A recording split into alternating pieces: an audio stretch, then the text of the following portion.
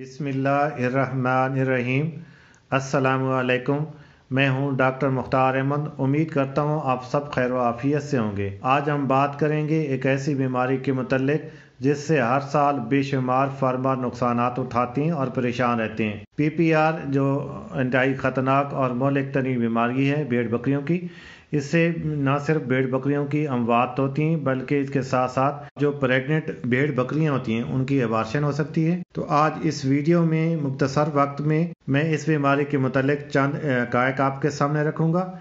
इसकी अलामात, इलाज और जो वैक्सीन करने का बेहतरीन तरीका है वो आपके साथ शेयर करेंगे ताकि आप अपनी भेड़ बकरियों को इस मूज़ी मर्ज़ से बचा सकें। अब हम बात करेंगे PPR की अलामात की।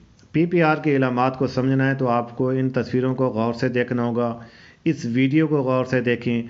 आप नोट कर सकते हैं कि कैसे जानवर दीवार के साथ टेक लगा के खड़े हैं, डिप्रेशन का शिकार हैं, इनकी लेक्रीमेशन वाज़े तौर पे नज़र आ रही है और इनका जब टेम्परेचर चेक करते हैं तो 104 तक टेम्परेचर होता है। इसके साथ ही आप गौर से देखें तो कुछ जानवर जो हैं आपको खांसी करते हुए नज़र आएंगे और इसके अलावा कुछ एनिमल आपको नज़र आएंगे जिनको डायरिया लगा हुआ है। तो यहाँ पे मैं आपको वाज़े कर देता हूँ, जो खांसी है अगर रात के टाइम आप रेवड़ में आते हैं और कोई देर रुक जाते हैं या अर्ली इन द मॉर्निंग रेवड़ के अंदर आते हैं तो काफ़ी ज़्यादा तादाद में जानवर आपको इस तरह का खांसी करते हुए पाएंगे।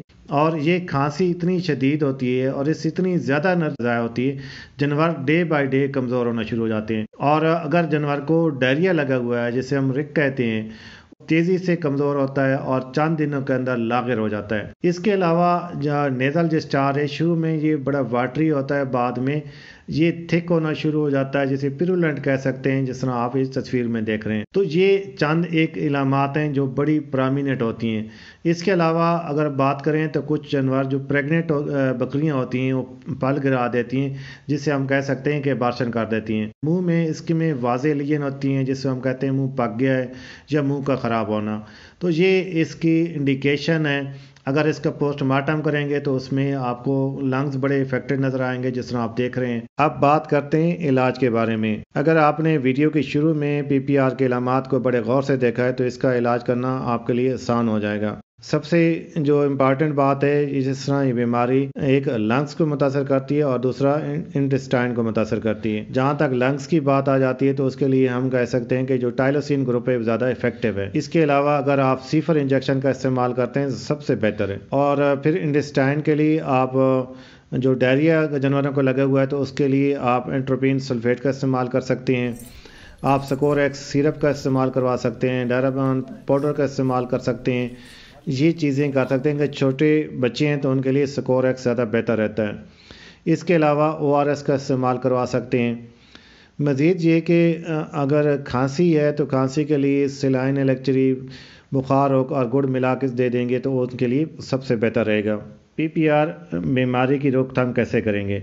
तो सबसे मौसर तरीका यह है कि 4 माह से ज़्यादा भेड़ बकरियाँ हैं उनको आप PPR की वैक्सीन करवाएँ। PPR वैक्सीन कराने का सबसे जो इम्पॉर्टेंट बात है, PPR वैक्सीन कोल्ड चेन में हो, 4 सेंटीग्रेड पे हो और वैक्सीन तैयार करने से पहले 100 भेड़ बकरियां मौके पे इकट्ठी कर लें।